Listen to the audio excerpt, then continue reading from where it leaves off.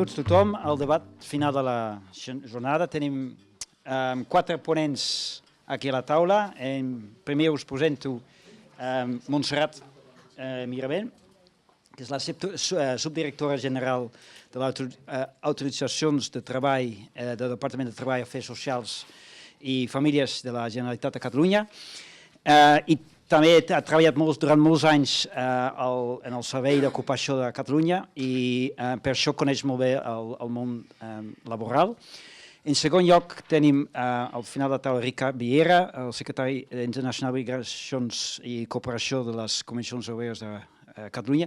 És també periodista i gestor intercultural i expert en qüestions sobre migracions i aspectes laborals. Després, al seu costat està Mercè Perea Conillas, és diputada al Congrés per part del grup parlamentari socialista, on és portaveu de la Comissió de Seguiment i Avaluació dels Acords del Pacte de Toledo i també és vocal de la Comissió de Treball i Seguretat Social, que he vist.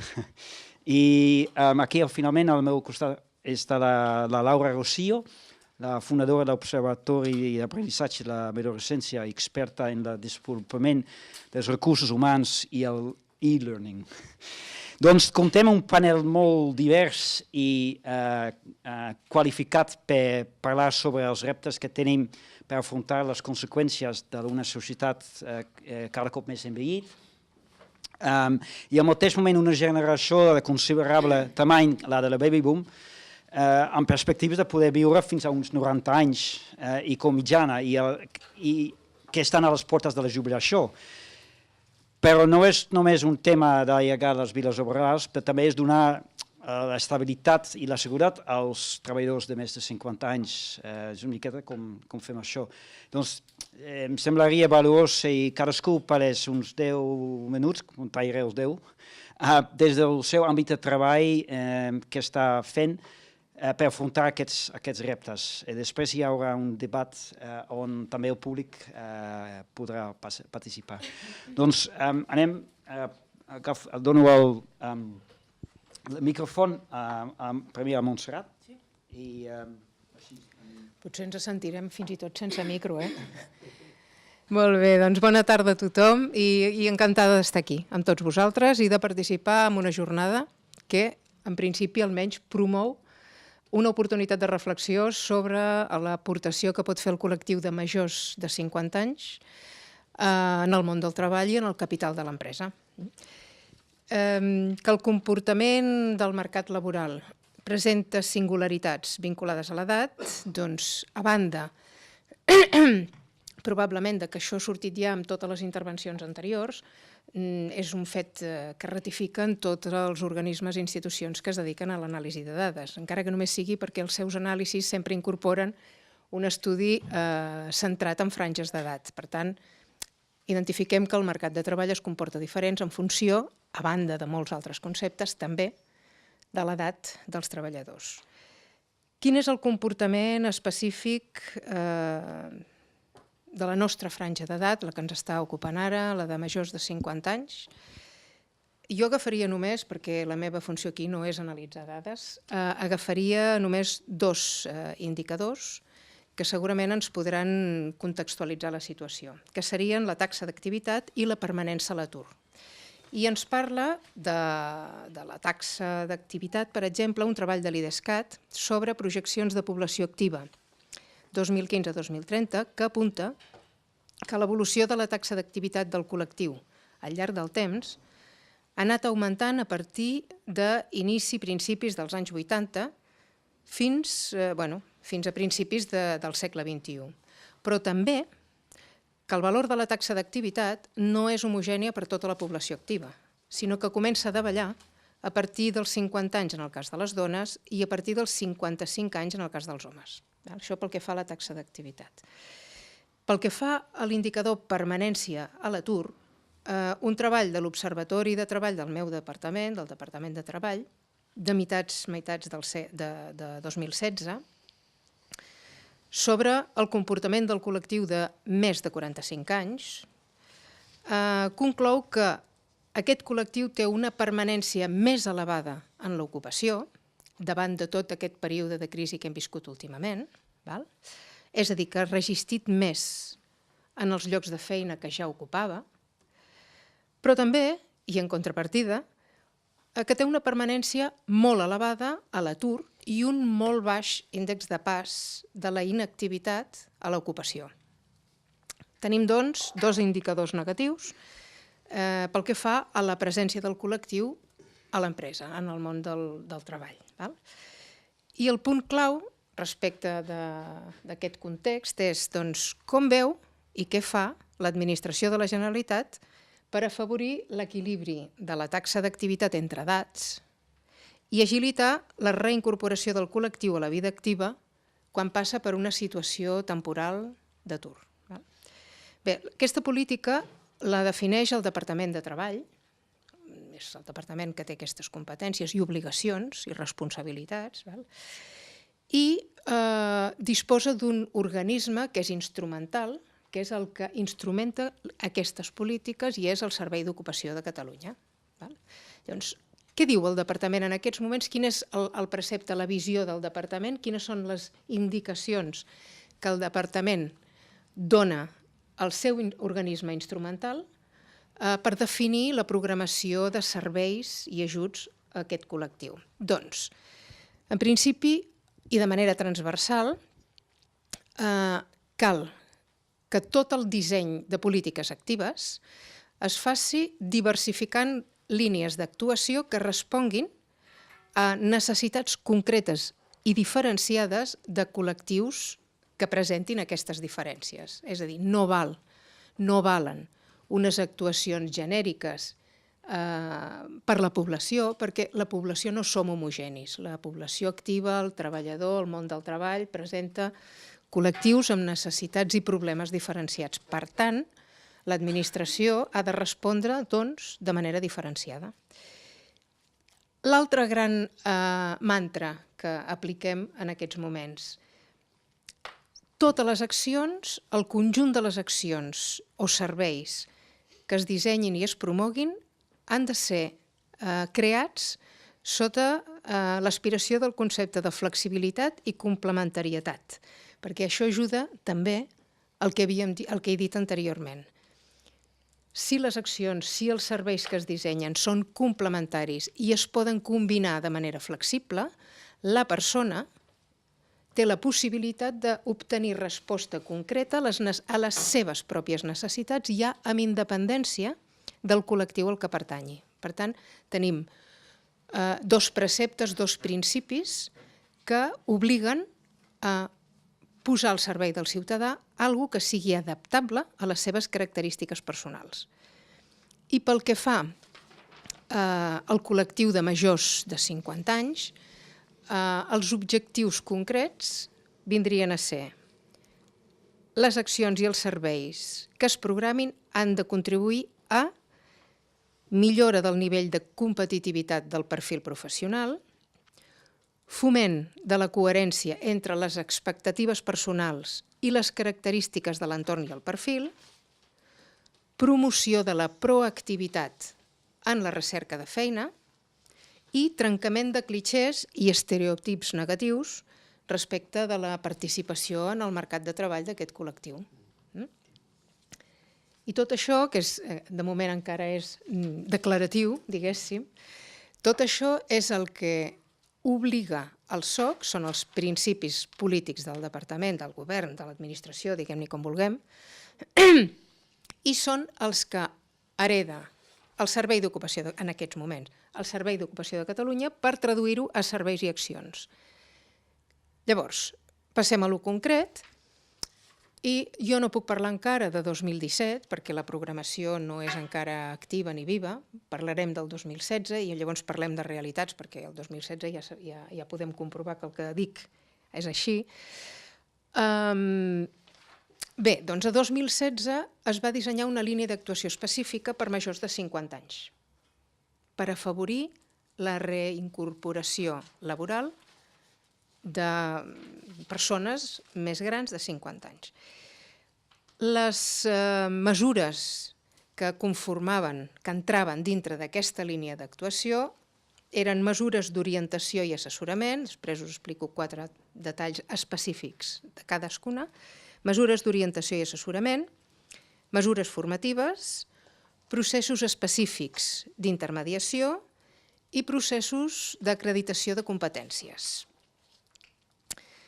Pel que fa a les mesures d'orientació, es van dissenyar adreçades fonamentalment a professionals que, malgrat tenir un perfil professional compatible amb els requeriments del mercat de treball del moment, doncs ja sigui actitudinalment o per temes de motivació, tenien dificultats o fins i tot perquè les vies de recerca de feina, els canals de recerca de feina han anat canviant i no n'eren coneixedors o no ens dominaven, doncs persones que necessitaven un acompanyament per reinsertar-se en el món laboral. Aquestes mesures d'orientació i d'acompanyament a la inserció, en el cas de la línia de grans actius, que així ens dèiem a la línia dedicada a persones de més de 50 anys, perquè això és el que són, grans actius, som grans actius, doncs les persones, els tècnics que presten aquest servei són persones d'edats similars, perquè entenem que requereix aquesta sensibilitat. Probablement, tècnicament, una persona de diferent edat tingui les mateixes competències, però molt probablement l'empatia, la sintonia sigui molt més fàcil, per exemple. Hi ha després mesures formatives. Aquestes mesures formatives, dins de la línia destinada a grans actius, es dediquen a persones que han anat construint una trajectòria professional al voltant d'un sector de treball que o bé ha anat canviant les competències que requereix per continuar sent competitiu i aquesta persona potser no les té, o bé el propi sector ha quedat fora de mercat o ha baixat posicions en el mercat. Per tant, difícilment es podrà reincorporar al propi sector. Per tant, aquestes persones necessiten reformular el seu perfil professional. Aquestes persones presenten també un altre element que cal tenir en compte, i és que han de rendibilitzar molt ràpidament la inversió de temps que facin, perquè la pressió social, econòmica i familiar que pateixen és enorme. Per tant, el disseny metodològic i operatiu d'aquestes accions ho ha de tenir en compte. Llavors, aquestes accions formatives per grans actius tenen 2 components. Tenen un inici d'aprenentatge teòric per l'ocupació que s'ha seleccionat i a continuació, continuat per un període d'aprenentatge pràctic en empresa. No com a becari, no és la mateixa situació que algú que està estudiant i comença a fer pràctiques en empresa, sinó sota contractació. Això, l'aspiració d'aquest disseny és que pràcticament no hi hagi solució de continuïtat entre la participació en aquestes mesures i la reincorporació en el món laboral. L'aspiració és aquesta. Aquestes mesures són complementàries a l'anterior o a les que posteriorment us diré. És a dir, depèn. Si la persona ja sap quina és l'ocupació per la que es vol preparar, doncs no hi ha cap problema. Entres directament amb la mesura que més o menys s'adapti al que vol fer i endavant. Que no és aquesta la situació, que la situació és que jo, francament, no sé què fer amb la meva vida, perquè jo estava fent això, el meu problema ara és que no és immediat a la meva entrada, doneu-me un cop de mà, es passa per un procés d'orientació. Són mesures complementàries. Parlem de processos també específics d'intermediació.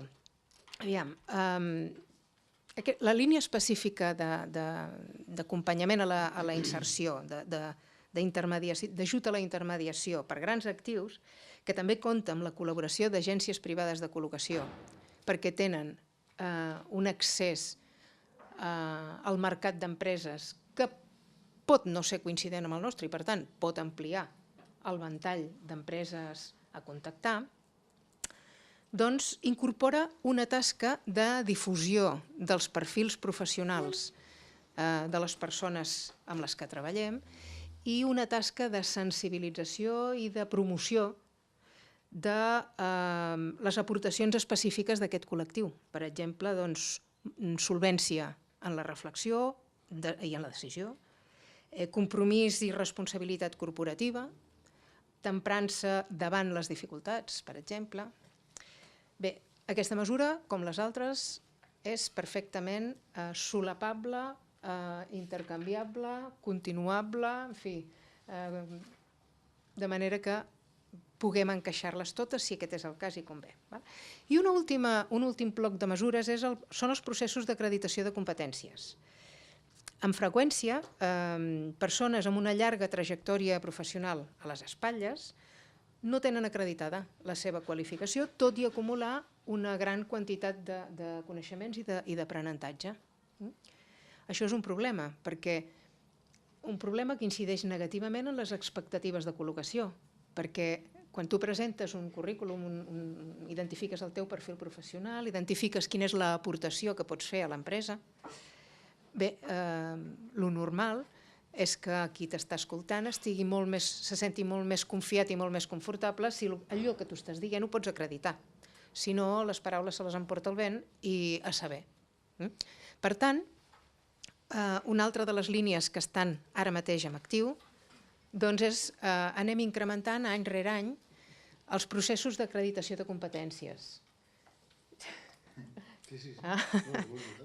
És important, sí que ho és, sí. Doncs any rere any, això són processos costosos, s'ha de fer una valoració i tot això, els processos es munten sectorialment, per tant anem incorporant processos relacionats amb els sectors que generen més activitat en cada moment. Llavors, ja està? Un minut, ja acabo. Simplement dir que aquests processos acaben amb l'acreditació oficial i formal de les competències que aquesta persona té i pot presentar-ho acompanyant el seu currículum. I un últim 50 segons. L'any passat no sé quina continuïtat tindrà aquest any, perquè els pressupostos encara no...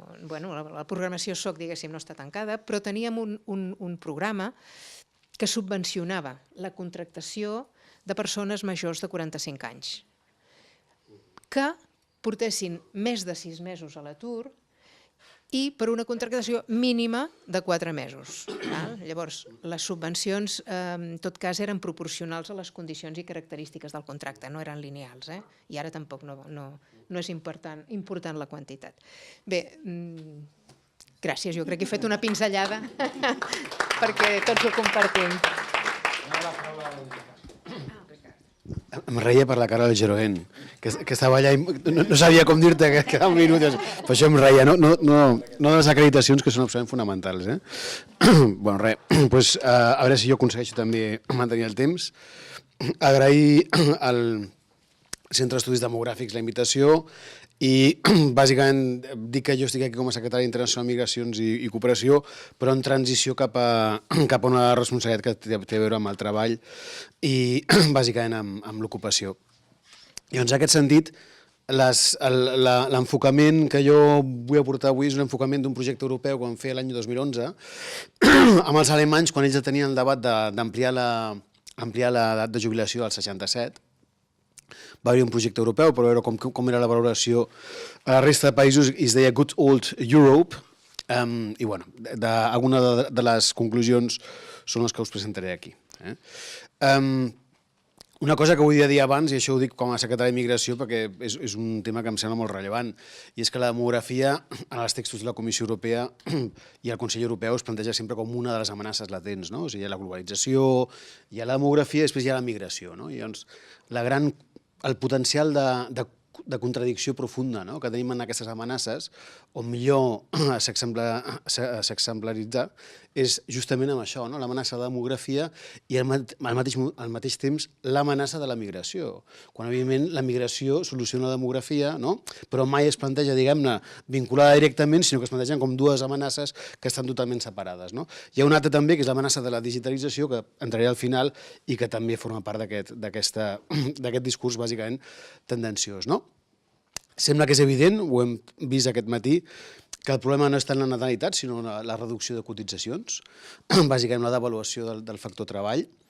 I també hi ha algunes evidències que hem tocat a nivell des dels enfocaments més sociològics, com per exemple que la penositat o la baixa qualificació són elements que determinen un abandonament o una menor permanència al mercat de treball i que a més edat més probabilitat de romandre més temps a l'atur. Actualment jo tinc aquí unes dates d'un estudi que estem fent pel CETESC, on bàsicament tenim que la franja d'edat, els treballadors de 45 a 64 anys, en aquesta franja d'edat tenim el 36,7% dels aturats, el 47,3% dels aturats de llarga durada i el 50,4% dels aturats de molt llarga durada, això vol dir més de 2 anys.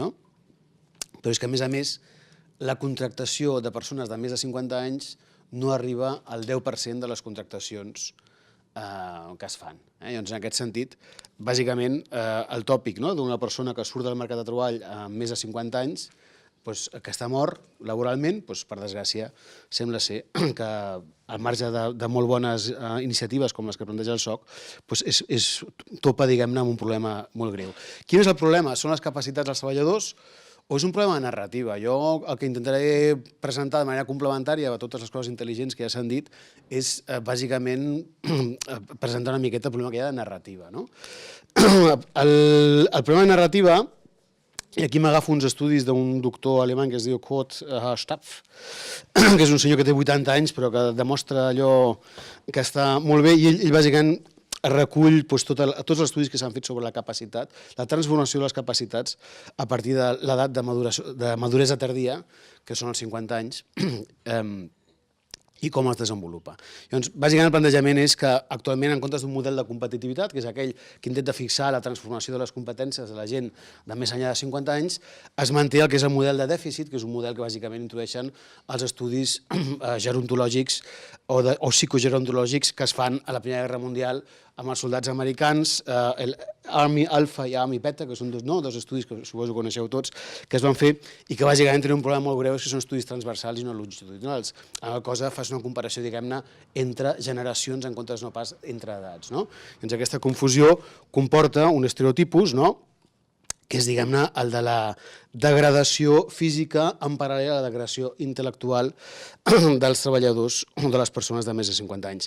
És un problema doble. Aquesta narrativa afecta, per un costat, a la cultura empresarial, que bàsicament margina els treballadors més grans en la contractació, també els margina en la formació contínua, però sobretot els margina en la continuïtat al lloc de treball, perquè arribats als 52 anys sembla ser que hi ha llicència, diguem-ne, per acomiadar. Llavors, en aquest sentit, per un costat, la percepció aquesta subjectiva de la degradació, d'avaluació de les competències afecta l'empresari, però malauradament afecta també el treballador. El treballador també, quan hi ha aquesta narrativa a nivell social, també, diguem-ne, interioritza part d'aquesta narrativa i també veu la seva pròpia carrera com una cosa que ja té poc a aportar. Llavors, l'autovaloració subjectiva és un dels elements que afecten. Mirem bàsicament el tema de l'edat. Si bé és cert que hi ha una baixada en la capacitat física, més encara els treballadors que més penositat han tingut, parlem dels miners, també hi ha una capacitat sensorial, això és evident. Per exemple, treballadors del transport, evidentment, requereixen de formacions contínues que permetin una transsectorialització perquè, bàsicament, les competències que requereixen a la feina que tenen probablement no poden portar-se més enllà. A més enllà, hi ha un model d'intel·ligència, que és aquest de Horn i Cuttle, que ja té 50 anys, però jo penso que jo no he portat els gràfics, els tinc al llibre, us els puc passar, no sé si el coneixeu, a Horn i Cuttle. És un model bàsic que fa la diferència entre intel·ligència fluida i intel·ligència cristal·lina, que li diu. Llavors penso que està molt bé. Jo he escollit bàsicament perquè em sembla que agafa molt bé. Ja m'agraden els dos conceptes, els trobo molt adients, però bàsicament que la intel·ligència fluida, que és aquella que es perd més aviat, i no es perd als 50, això es comença a perdre ja als 30, és la intel·ligència del processament bàsic d'informació, de la velocitat en l'adquisició, de la flexibilitat en el tractament de la informació, de la disposició al risc, de la disposició a delegar. La intel·ligència cristal·lina és més la intel·ligència cultural, la intel·ligència social a nivell de judici, de capacitat d'anàlisi, el saber cultural, l'estratègia a l'hora de resoldre problemes, penso que ho deia també la Montse, la intel·ligència verbal, per exemple, les competències lingüístiques, i també les competències pedagògiques de formació altres no baixen, sinó que fins i tot ben tractades pugen.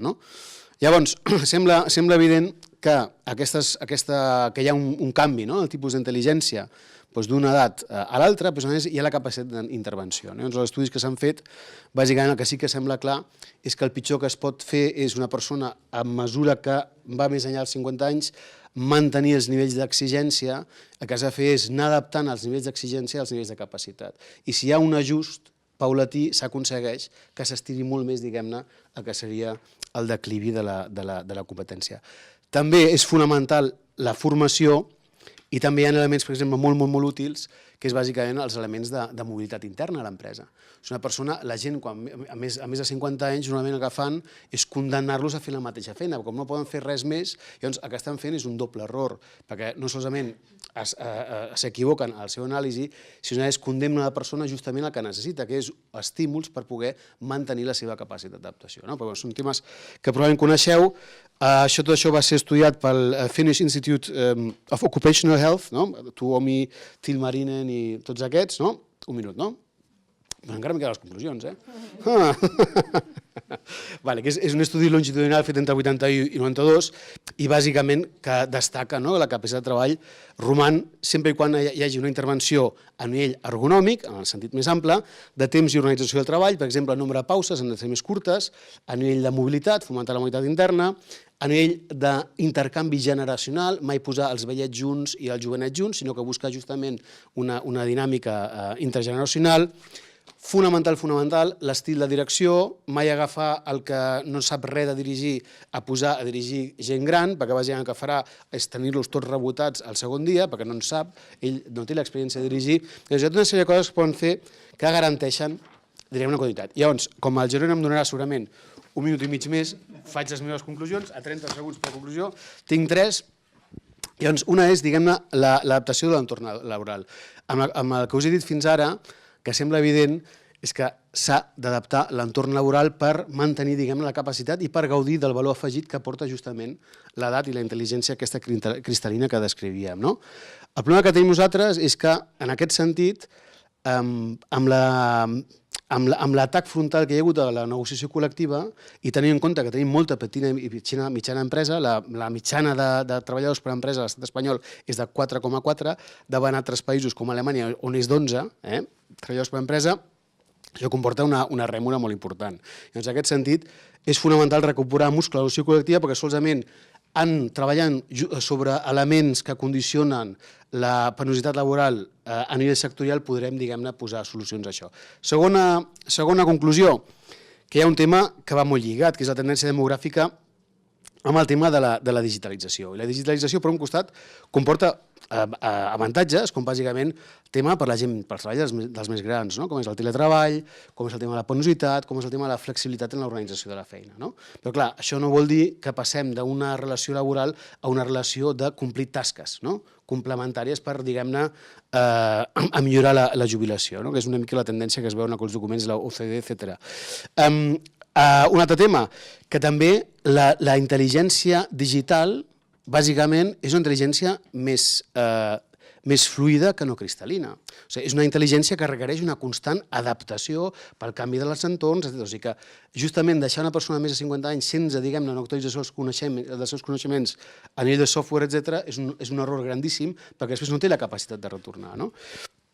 I després hi ha un tema tan important, i és que, i amb això acabo, que és la tercera, que és bàsicament és allò que diu socialisme o barbàrie, posem cultura o algoritmo. O sigui, el tipus de societat que anem és una societat on, diguem, l'experiència, on la proximitat humana, on els valors socials i culturals s'intenten canviar per elements algorítmics que en el fons el que fan és empobrir els elements socials. Llavors, en aquest sentit, justament els treballadors més grans jo penso que representen d'alguna manera o les seves competències a nivell de treball social, a nivell d'atenció, d'orientació, de mediació, Ho vam veure amb la llei de dependència. Quin gran error treure la llei de dependència, perquè justament ajudava a generar treball per dones de més de 50 anys, que era justament un dels col·lectius que més precaritzat estaven. En aquest sentit, cal també un debat, bàsicament, d'on situem la digitalització, si com una revolució tecnològica o com una revolució social, perquè com sigui una revolució social, bàsicament a qui deixa fora és justament a la meitat de la població, que és la més gran i la més vulnerable. Gràcies.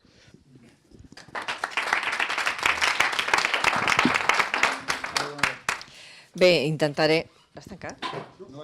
Se sent? Intentaré 4 pinzellades, Vull dir, anem a veure... Soc portaveu socialista al Pacte de Toledo i crec que és un moment determinant per dissenyar la nostra societat. Vull dir, estem en aquell punt d'inflexió on has d'acabar de decidir què vols ser de gran. No de gran d'edat, sinó com a societat. En aquest moment el Pacte de Toledo, per impuls del Partit Socialista, no són medalles, és que realment ho vam posar sobre la taula, havíem de parlar de 2 temes, de l'equilibri financer. Sabeu que hi ha aquest discurs soterrat de que el sistema no s'aguanta, i vam dir, doncs creiem que primer que hem de fer és parlem d'això, i en segon lloc parlem de les situacions de pobresa. I ara entro aquí. Jo us donaré una imatge realment dura de la situació del sistema de protecció social i del futur de les pensions en aquest país. I us la vull donar dura perquè és l'única manera que tinguem l'oportunitat de revertir-ho. O sigui, si som capaços de saber què tenim davant i com podem influir, serem capaços de revertir una situació que jo crec que ideològicament s'ha posat a sobre la taula dia sí dia també des de fa molt de temps, més enllà de la crisi econòmica i financera. O sigui, aquest discurs soterrat ve de molt més enrere. Sabeu que hi ha hagut 2 reformes de les pensions, una el 2011 amb govern socialista i una altra amb govern del Partit Popular, el 2013. El 2011 es va adoptar aquella mesura tan dura que va ser anem a ampliar fins al 67. Bueno, la gran majoria dels països del nostre entorn ho té, però bueno, aquí com som així, doncs allò va ser un desastre que tothom va assumir, fins i tot sindicats, menys el Partit Popular. I arribem a la reforma del 2013, que suposa un abans i un després del consens al Pacte de Toledo, perquè el Partit Popular ho dinamita, fa una reforma sense ningú, ni sindicats ni ningú, i a més una reforma de les més regressives, que planteja 2 temes. El factor de sostenibilitat, que és una fórmula que calcula sobre l'esperança de vida la pensió que acabaràs cobrant, i l'IRP, l'índex de revalorització de les pensions, que ara ja s'aplica i que en casos d'inflació positiva comença a haver una pèrdua de poder adquisitiu. Bé, aquest és el panorama que tenim. Això com es reflexa amb les situacions de pobresa que vull parlar? Doncs tenim, per exemple, els joves que no podran acabar de tenir una carrera de cotització, o sigui, a mi que m'ho expliquin, si comencen a treballar als 35. Les dones que no tenim la carrera de cotització degut a les interrupcions i a la inestabilitat laboral.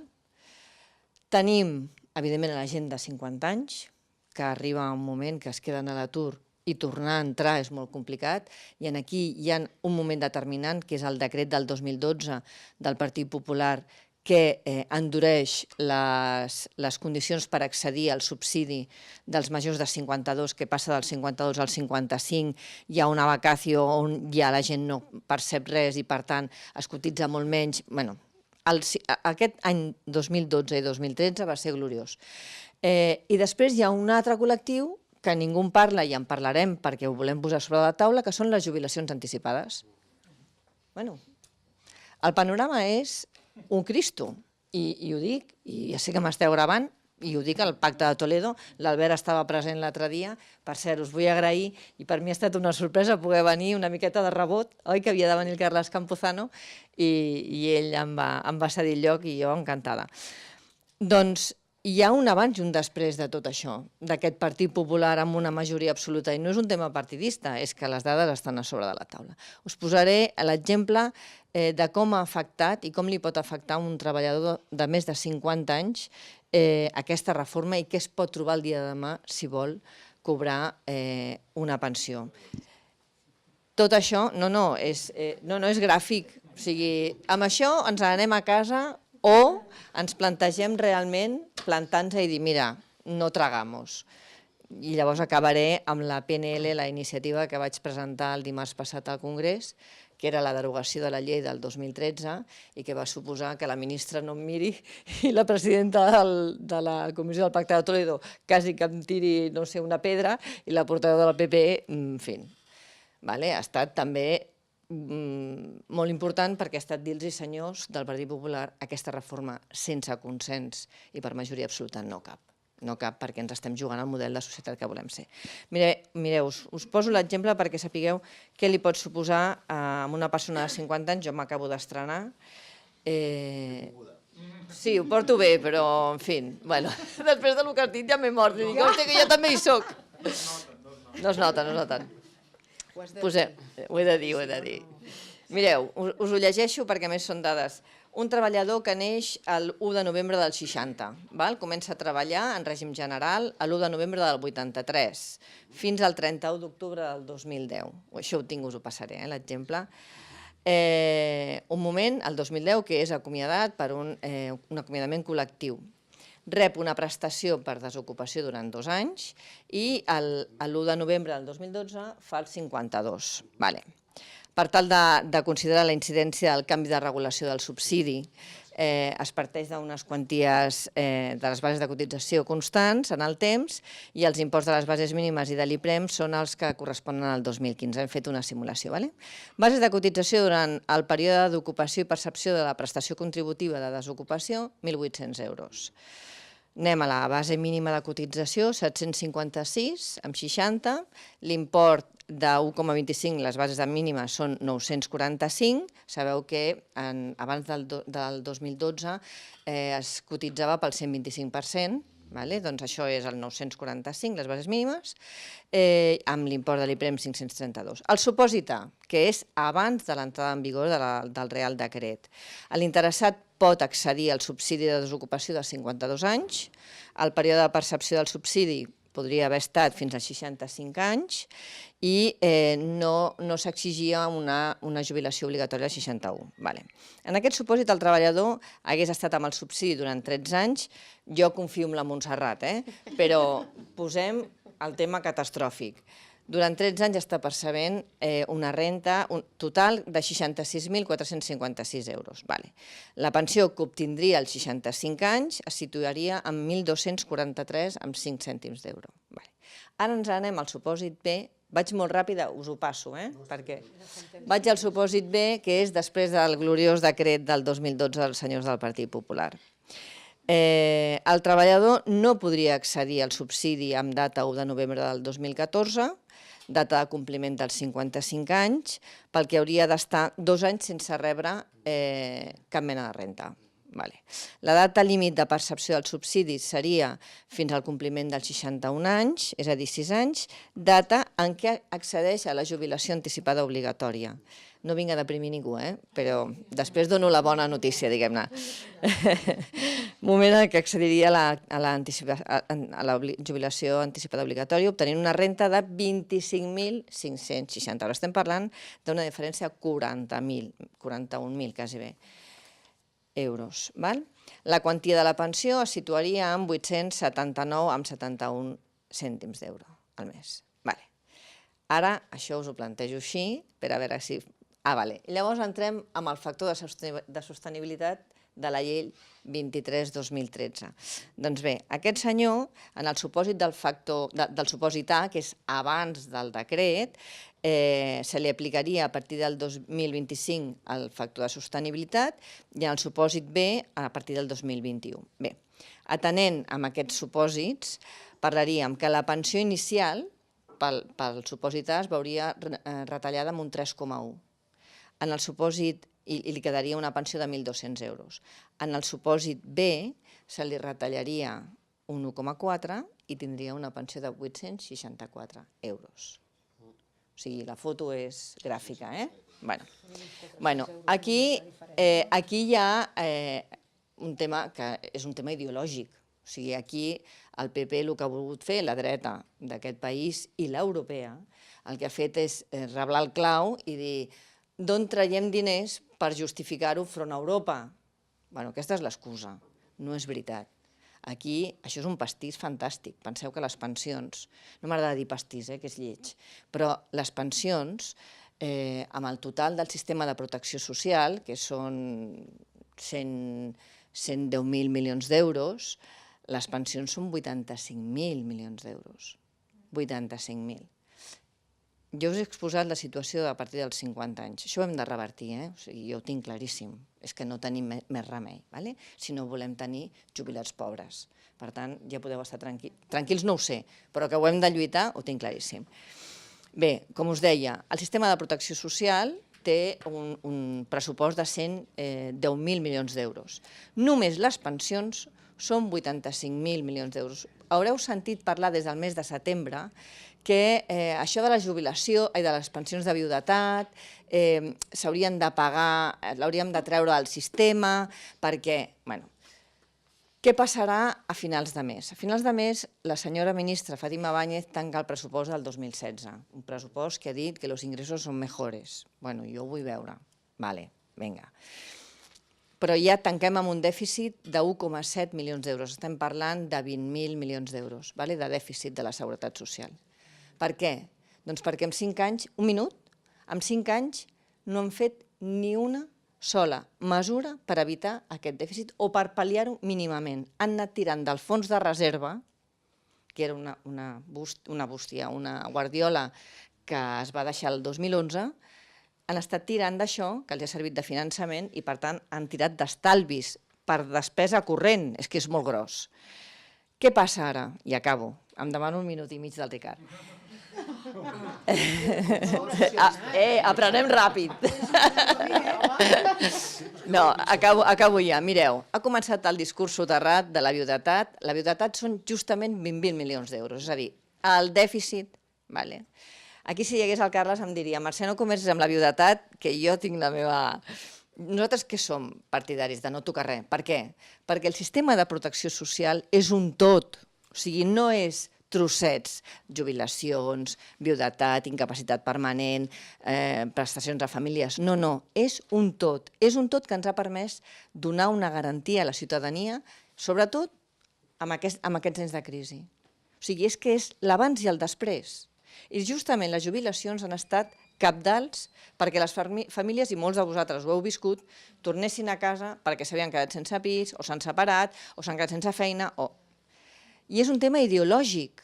En el Pacte de Toledo, i ara sí que acabo, estem en aquest moment. Dimarts passat jo vaig portar el grup socialista, i va ser assumit per tots els partits, menys Ciutadans, que es va abstenir, amb una excusa molt barata, i el PP que va votar en contra, vam demanar la derogació de la llei 23/2013. Per què?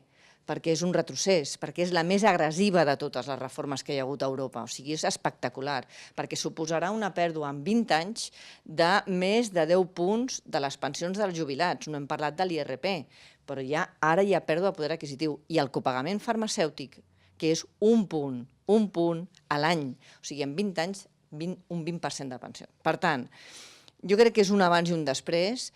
Vam presentar aquesta PNL, que és una proposició de llei, per tant no té efectes directes jurídics, però sí que marca molt bé que hem de fer el Pacte de Toledo.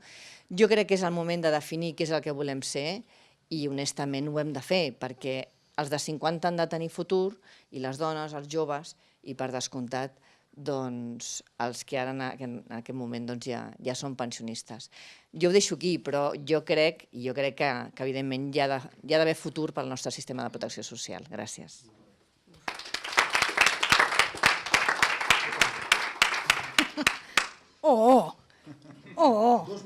No, aparte de 2 minutos, 11. Aparte de 2 minutos, es que me lo has puesto muy difícil. Porque tengo una depresión de caballo. Tremendo. No, a ver, voy al lío. Mira, yo explico un poco mi trayectoria laboral para que entendáis por qué me erijo en la nueva mayoría, por qué me erijo un poco en representante de todo un grupo de personas que no están jubiladas, que están trabajando y que han tenido que además reinventar, que no me gusta nada la palabra, prefiero relanzar su vida profesional en un momento determinado. Y explico mi vida laboral rapidísimo, porque creo que es significativa. Yo acabé la carrera no en esta facultad, porque me pasé a la central, le hice el salto a la autónoma y me fui a la central a acabar la carrera, y empecé a trabajar con 17 años, o sea, me pagué la carrera trabajando. Una vez acabé la carrera, mi padre me convenció, era muy habitual entonces, que hiciera oposiciones, y soy funcionaria de la Generalitat, del Cuerpo A de la Generalitat, en excedencia desde hace más de 25 años, ¿vale? Desde hace más de 25 años en excedencia, quiero decir, porque cuando llegó un momento en que yo creía que realmente ya lo había aprendido todo en el lugar de trabajo en el que yo estaba, salté a la privada, a la empresa privada, y durante muchos años fui directora de formación de la Caixa. ¿Vale? Y desempeñé diferentes puestos en la Caixa, ¿no? La Caixa, como sabéis, empezó a transformarse de una caja de ahorros en un banco, y yo creía además que tampoco iba a aprender nada nuevo en esa organización, y decidí que era el momento de dar el salto, y desde hace 7 años soy autónoma. Soy autónoma y tengo una maravillosa vida que nada más hago que pagar, que como sabéis muy bien, entre otras cosas porque tengo 61 años, y cuando tienes 61 años, para cobrar la pensión máxima de autónoma, que es menor que la de un empleado, tengo que pagar unos 600 euros al año. Al año, no, al mes, aproximadamente 600 euros al mes. Tengo una ventaja, no tengo jefe. Eso es una ventaja increíble, no os lo podéis imaginar, pero lo llego a saber y lo hago mucho antes. Bueno, al margen de eso, yo hace 7 años, una de las cosas que cuando me puse como autónoma decidí es que estaba viendo que a mi alrededor, la gente de mi generación, y digo generación cuando no me las creo en absoluto, no me creo en absoluto. Yo tengo una conciencia de millennial total, no tengo para nada, me siento baby boomer en absoluto, y además soy de las viejas baby boomers, en absoluto, vamos, en absoluto, entre otras cosas porque estoy trabajando en una cosa que hace muy poco que he empezado a trabajar, y por lo tanto soy una becaria. Una becaria, además, mal retribuida, lógicamente, como todos los becarios. Así que adolescentes y madurescentes, que es lo que yo me considero, estamos muy cerca. Efectivamente, en el paro y en el acceso al empleo somos los que tenemos más dificultades, los mayores de 50 y los menores de 25. Efectivamente, estamos muy cerquita los unos de los otros, y tenemos los mismos problemas. De la misma manera que tampoco me creo lo de que yo soy una inmigrante digital. En absoluto soy una inmigrante digital, yo estoy digitalizada hasta las orejas.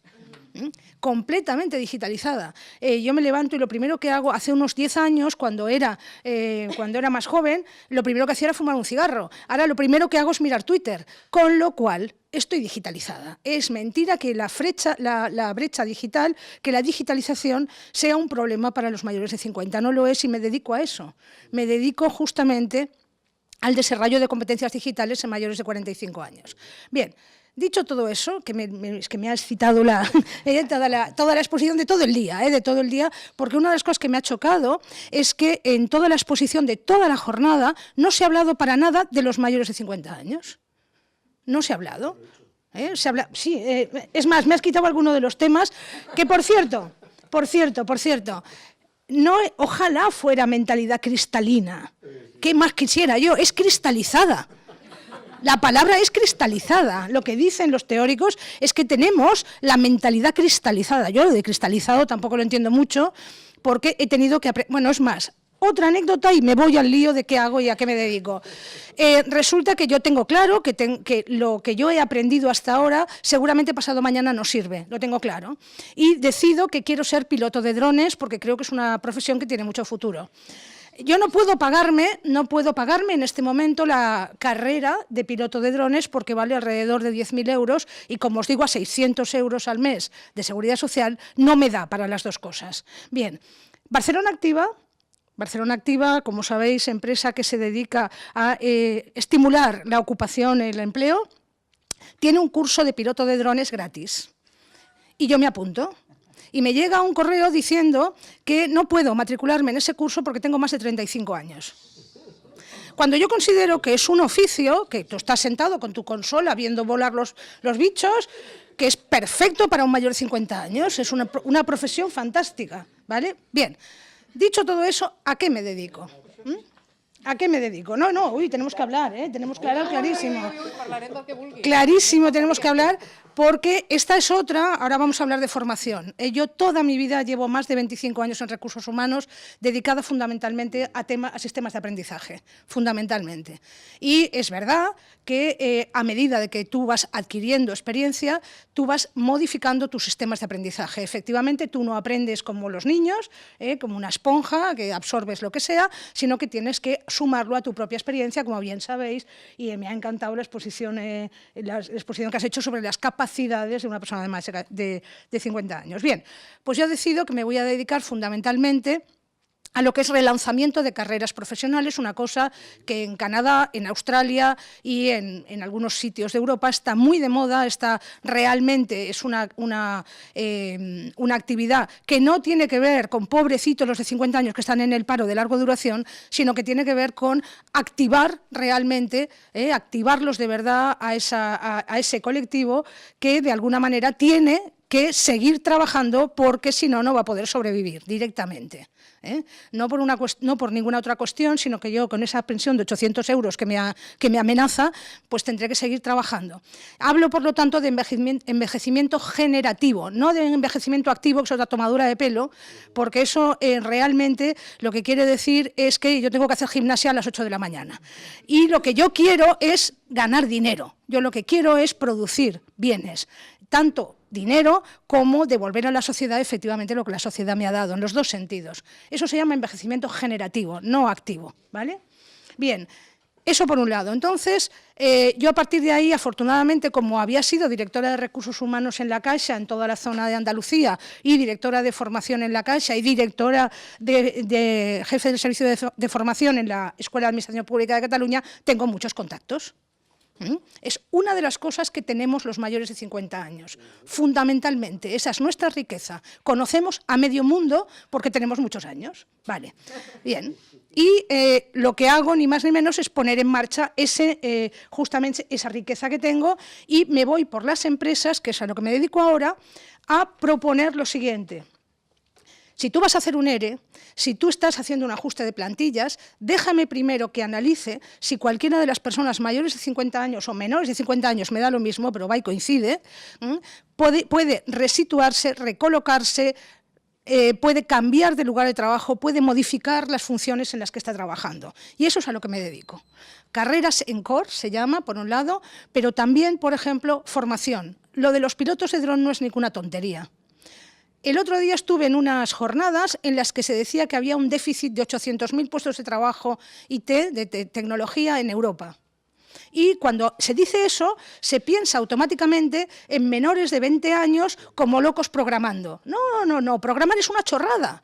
Yo lo que quiero es que mayores de 50 años aprendan a programar, ¿vale? Y eso es realmente cubrir ese déficit que tenemos de puestos de trabajo IT, por ejemplo. Otra cosa que te propongo, Eso es realmente cubrir ese déficit que tenemos, porque una verdad como un puño es que millennials hay 4 y el gato. En números globales, jóvenes hay muy pocos, por el tema que todos sabéis de la pirámide de edad que voy a contar, ¿no?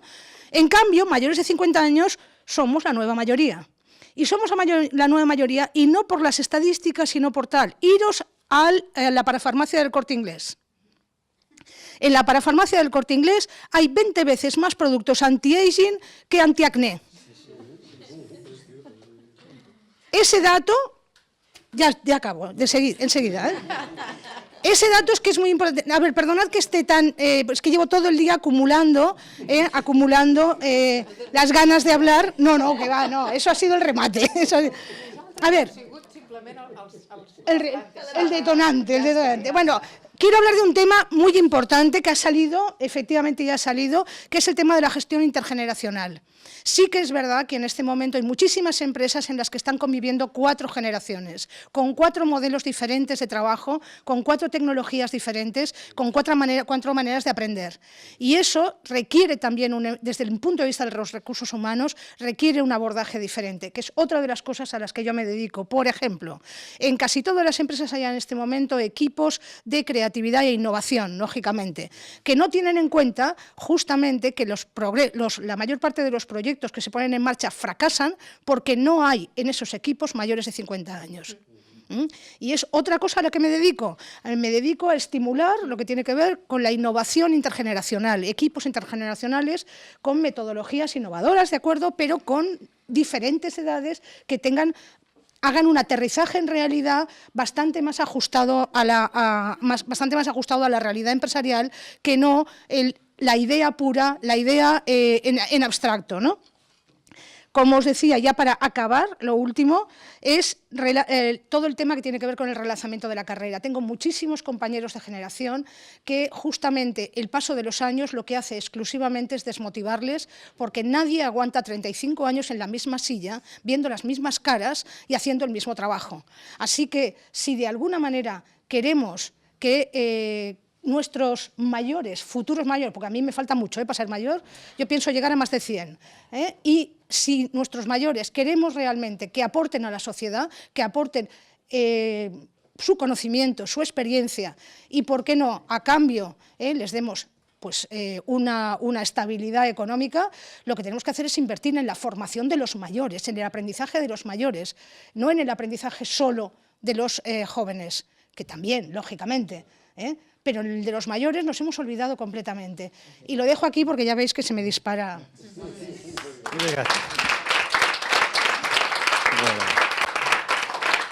Bueno, si podía haber planteado esta jornada otra vez, hubiera especiado en 2 días, uno para lo de esta mañana y un entero para el debate, que ha sido muy, bueno, aspectos muy diferentes que toca ahora esta generación de 50 y más.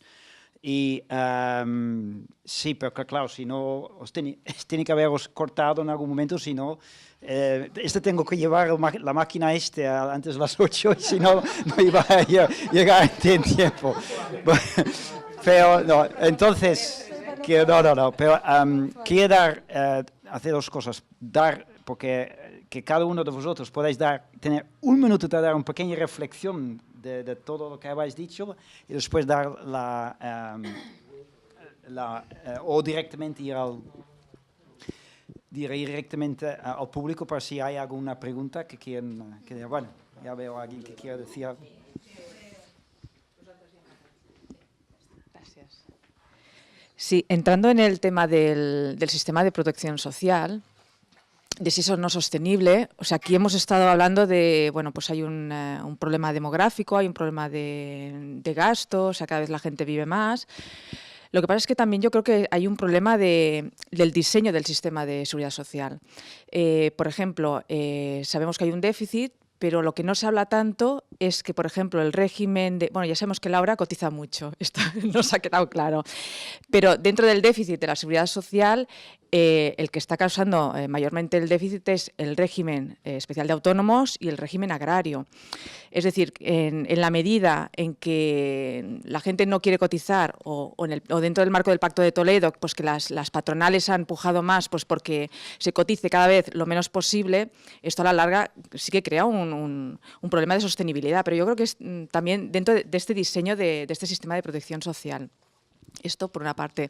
A raíz de lo que comentaba Mercedes sobre el tema de la propuesta de que la financiación del sistema de pensión de viudedad pase fuera del sistema, esta no es una propuesta que sí que es verdad que el PP la contempla, pero por alusiones, yo que vengo de comisiones obreras, es una de las propuestas que nosotros hemos lanzado, pero no significa de que estas prestaciones no dejen de pagarse. O sea, nuestra propuesta, basada en el principio de separación de fuentes de financiación a raíz del Pacto de Toledo, es que esto se financie pues, por vía de presupuestos generales del Estado. O sea, yo quería decir este matiz porque si fuera, pues se habla de esto, pues que bueno, que hay diferentes posiciones al respecto.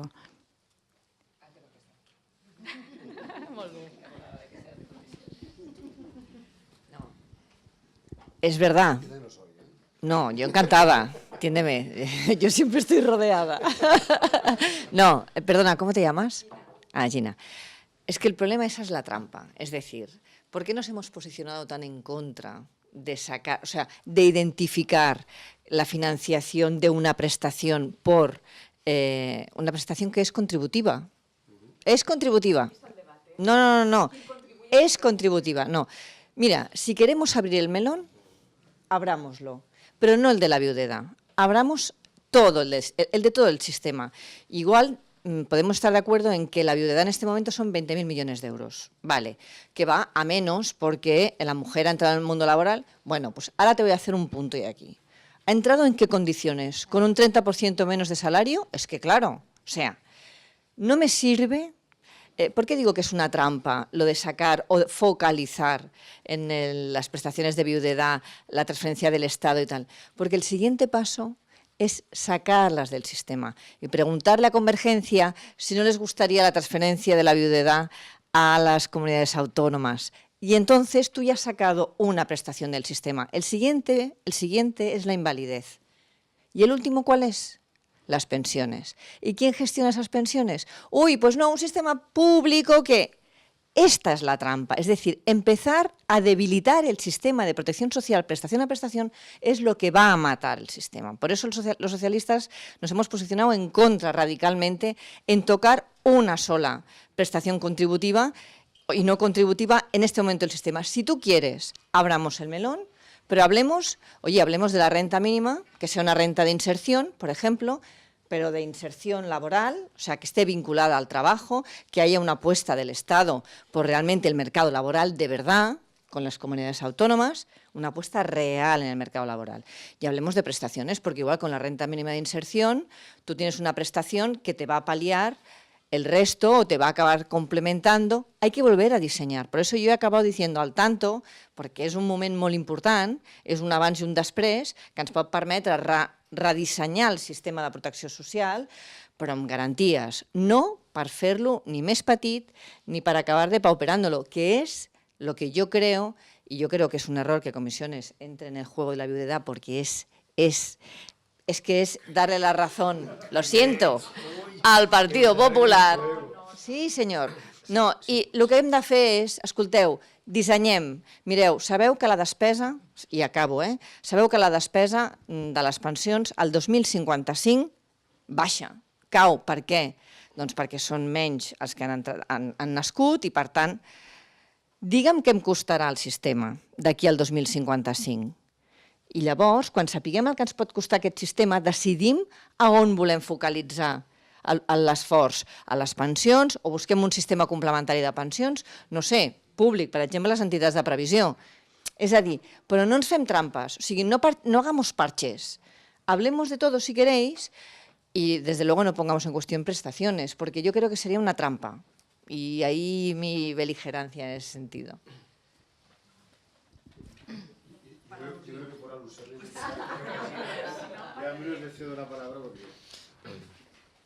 No, yo,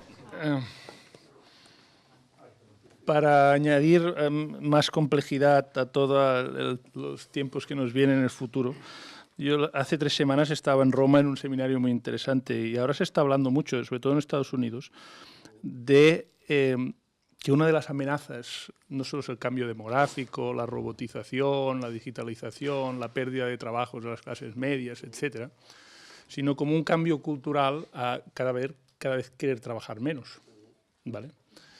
Es decir, en todas las encuestas pues se ve que qué tipo de trabajo valoran más, y trabajar menos y tener más tiempo libre. Ahí hay un cambio cultural a querer más tiempo libre. Entonces, lo que están viendo es que las personas que no pueden acceder a trabajos de buenas remuneraciones, pues de alguna manera dicen, pues al menos tendré tiempo libre, ¿entiendes? En cambio, los más educados, como en Estados Unidos eso se paga en dinero, pues siguen trabajando y trabajando y trabajando más. Pero en cambio, se están dando cuenta que la gente que teóricamente necesita más trabajo, como los salarios que pagan son tan bajos, están prefiriendo no trabajar, ¿entiendes? Entonces, claro, cuando la gente se acerca a la edad de jubilación, a los 55, 60 y tal, hacen 4 números y están cobrando tan poco en lo de esto, valoran mucho su tiempo libre. Esto puede ser y tener un sistema que dices, bueno, pues mira, me quedan 800, me quedan 1000, me quedan tal, puede incentivar mucho que la gente dé el paso a jubilarse, ¿no? Entonces yo creo que será muy difícil ya está pasando, porque la edad de jubilación era 65, pero nunca se ha observado. Y hacemos todos cálculos cuando nos acercamos a esa edad. Y sobre todo cuando cobras poco. De manera que hay que luchar, sobre todo, para que la gente tenga incentivos a trabajar y que tengan buenos salarios. Porque si no, haremos nuestras cuentas y como tenemos este cambio cultural tan fuerte de que valoramos cada vez nuestro tiempo libre, pues eso sumará y la gente irá tomando el tal, ¿no? Entonces, que el tema de los salarios, del empleo y de todo...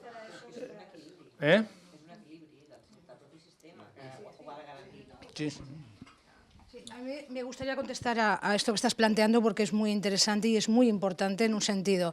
Mira, yo doy clases en un máster de la Pompeu Fabra, curiosamente, de marketing digital, y tengo alumnos que rondan eso los 25 años, ¿vale? Y una de las cosas curiosas es cuando en una empresa a mí me dicen que están buscando pues algún especialista, yo recomiendo a mis alumnos del máster, porque es una de las cosas que también tiene que ver con mi edad, la obligación de ser patrocinadora. Bien, y mando a uno de mis alumnos a una empresa farmacéutica que estaba buscando una persona no para hacer de becario, sino con un contrato en prácticas, ¿de acuerdo? Muy bien.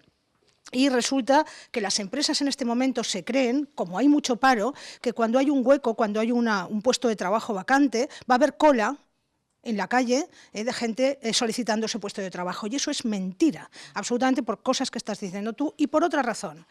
La persona a la que yo mandé a esta entrevista, a la vuelta me dice, ni en broma voy a trabajar yo en este sitio. Me piden 40 horas, algún fin de semana porque ponen stands en ferias y en tal y que cual, inglés nativo, que no lo voy a usar para nada, no lo entiendo lo del inglés nativo, esta obsesión por el inglés me parece increíble, y además resulta que me van a pagar 800 euros, ¿vale? Y eso, vamos... aún date con un canto en los dientes, ¿no? Y vamos, te he seleccionado para trabajar, Dios mío. Yo no sé qué está pasando en las empresas en ese sentido, que se creen que pueden realmente contratar a gente en régimen de esclavitud, que en régimen de esclavismo. Esto tiene que cambiar, tal cual, porque hay gente que lo acepta, efectivamente, hay gente que lo acepta y ese es el problema. Este chaval, ¿cómo se ganaba la vida? Y eso es una cosa que esta mañana ya ha aparecido en algún momento. Su madre, viuda, tenía una casa grande en una zona de Barcelona que no está mal y a través de Airbnb alquilaba las habitaciones, con lo cual tenía unos ingresos iguales o superiores a lo que ofrecía esa empresa sin mover un dedo más que ayudar a su madre en la limpieza de la casa.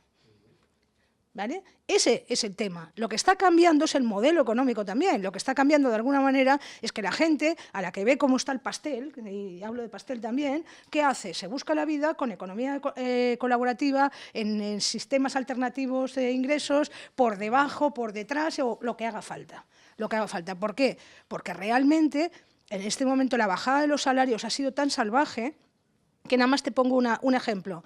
Cuando yo salí de la Caixa, realmente yo tengo un currículum chulo, las cosas como sean, he tenido una buena vida laboral, con lo cual empezaron a llegarme muchas ofertas de empleo, de directora de recursos humanos, todas, la más importante, a la mitad del salario de lo que yo cobraba en la Caixa, a la mitad, que también sí que paga muy bien, pero al margen de que pague bien, pagaba, ahora ya no paga, ahora qué va, pero al margen de eso, incluso la propia Caixa, seguro que mi puesto de trabajo, el que yo dejé, lo está ofreciendo a la mitad, y de eso hablo, y eso es vergonzoso, eso es increíble lo que está haciendo justamente, o sea, que no hay, ¿cómo que no hay puestos de trabajo? ¿Cómo que no hay? Hemos hablado esta mañana de los falsos autónomos. Está lleno de compañeros míos que están trabajando para una sola empresa pagando autónomos. Lleno. Estas cosas, el falso que ha salido aquí antes, no me acuerdo quién lo decía, lo del falso, que no me acuerdo quién lo ha sacado, lo que todo está en falso. Todo está en falso. Y eso es una vergüenza.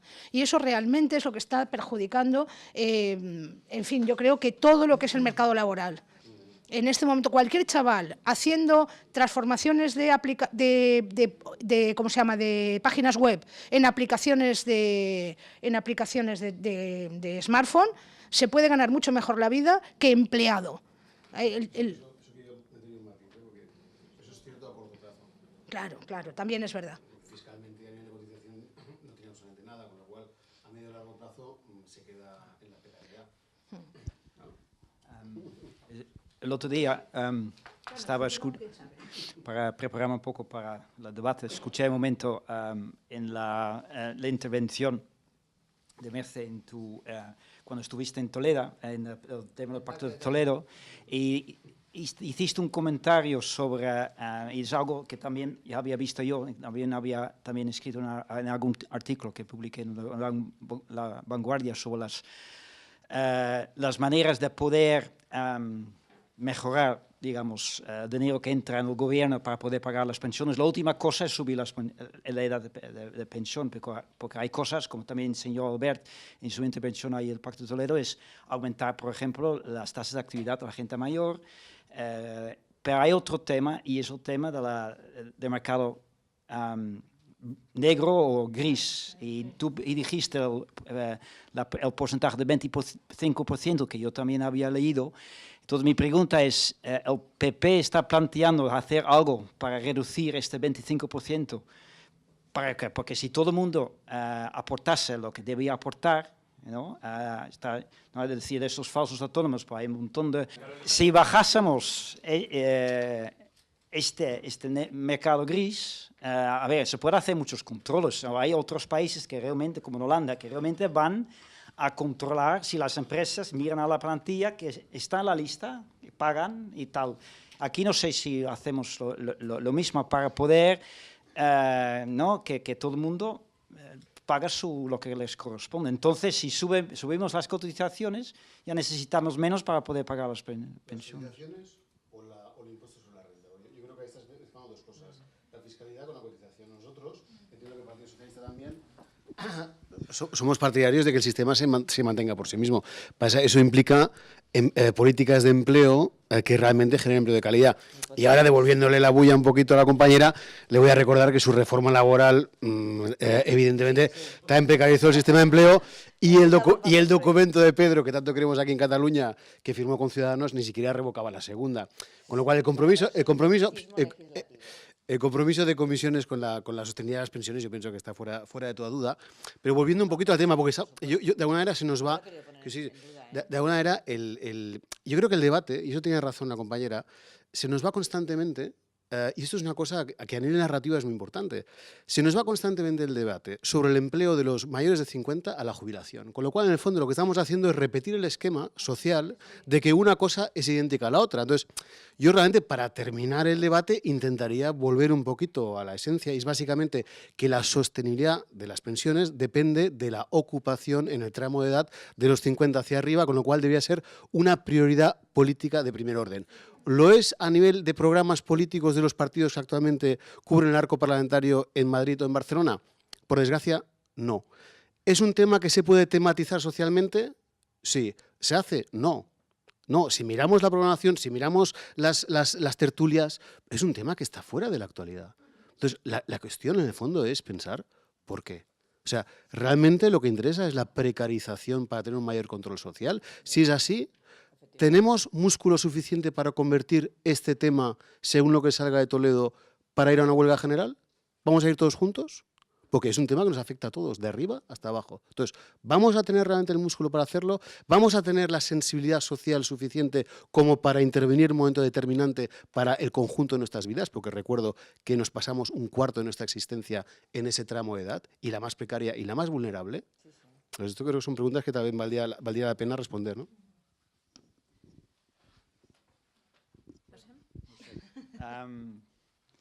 A ver, el reloj. Pues muy bien. Ahora, si hay alguien más que quiera hacer una intervención acerca del tema. Has comentado si el PP estaba haciendo algo con el tema del mercado. Sí, no. A ver, la situación, no sé si oísteis La semana pasada o esta, Aitor Esteban del PNV que dijo, señor Rajoy, ustedes no están permitiendo que podamos legislar. Y es verdad. O sea, estamos aprobando muchas proposiciones de ley, estamos instando aprobando proposiciones no de ley, perdón, instando muchas proposiciones de ley en temas como los mayores, bueno, el tema del subsidio de 52 años y demás, y el Gobierno está vetando todas aquellas con la excusa del gasto. Hoy salía una noticia en El País que los letrados del Congreso han hecho un informe pegándole una hostia al Gobierno y diciéndoles, oiga, ustedes no pueden vetar cualquier reforma. Pensar que nos está costando mucho tirar para adelante iniciativas, porque realmente el PP no está haciendo absolutamente nada. Mirad, la reforma del 2011 preveía la creación de la Agencia Estatal de Seguridad Social. Bueno, no ha hecho nada el Partido Popular. Peor, ha empezado a caer el empleo público de una forma espectacular. Ya os acordáis de la reforma que no nos permitía la tasa de reposición en las administraciones. Claro, si tú quieres hacer un Instituto Nacional de la Seguridad Social potente, una Tesorería General de la Seguridad Social que la podrías unir y una Inspección de Trabajo potente, has de poner recursos humanos y materiales. Y no lo están haciendo. Entonces, realmente es un momento donde estamos todos empujando, y es verdad que estamos empujando todos los partidos y los sindicatos, por supuesto, bueno, pues nos han tirado un cable en el IRP y con la renta mínima vital, pero es que el Gobierno está pertrechado con su mayoría absoluta. O sea, está bloqueado esperando a ver cuándo convoca elecciones. No, perdona, sí que lo tiene. De hecho, sí. A ver, no me he equivocado. No me he equivocado en eso, ¿eh? No me he equivocado. Tiene una mayoría absoluta, no me sirve, Ricard. ¿Sabes por qué no me sirve? Porque intentamos por activa y por pasiva, yo estaba allí, llegar a acuerdos. Con Podemos, no, y con Podemos lo intentamos muy al principio y, bueno, estuve allí, es histórico. Ahí fue la culpa de todos, reconocido hasta por Podemos, ¿vale? La cuestión es que hay una mayoría absoluta del Partido Popular que está bloqueando todas las iniciativas. Digo absoluta porque es que está utilizando todas las argucias legales para bloquearlo. Entonces nos está costando horrores. Yo creo que esto se va a acabar revirtiendo porque llegará un momento que se van a dar cuenta de que esta mayoría es simple y que van a tener que llegar a acuerdos. Lo de los estibadores fue el primer ejemplo. No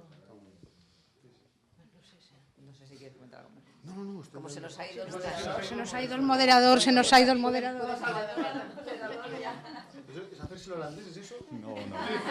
Es que mirar si todo estaba ya preparado, no, para cerrar la jornada de hoy. Y quiero invitaros todos a tomar un copa de cava y unos canapés. Espero que habéis disfrutado mucho del día y nos mantenemos en contacto.